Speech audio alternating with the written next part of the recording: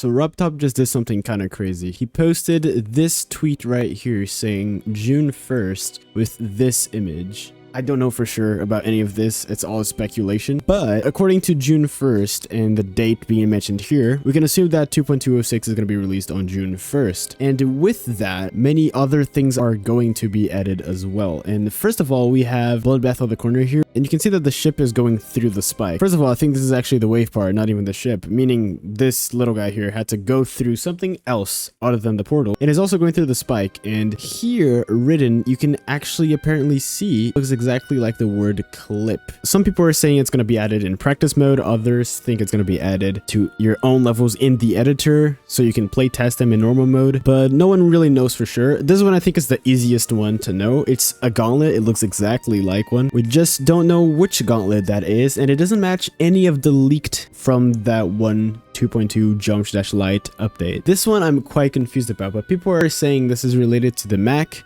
and saying that there's going to be support for it now, alongside the 64-bit support for other devices, which apparently fixes a lot of optimization stuff and crashes and many other things that I'm not entirely aware of. But this one got me quite confused. This looks exactly like the shop icon, which is just a little bag of orbs with the orbs on the side, but this is very specifically colored as yellow. If it was just the outlines, then we could assume it's just the shop icon, but it's specifically colored as yellow, which kind of makes me a little confused. I assume we're getting new items onto the shops that we already have, but some people think that we are getting a new currency or even new shops. I'm not entirely sure what I believe. I do think it's not a new currency, it's probably just icons being added to the current shops, but it's always just speculation. This one caught my eye, no pun intended actually, but this one caught my eye because it looks exactly like that icon from Better Edit, which allows you to hide your GD Editor UI so you can actually see the level without buttons in front of it. So I'm not sure if this indicates some sort of addition that Rob is doing to the GD Editor with some quality of life changes. And then you have this 1200 plus number, which I think could be some sort of number of songs that is getting added. And there wouldn't be anything to support this number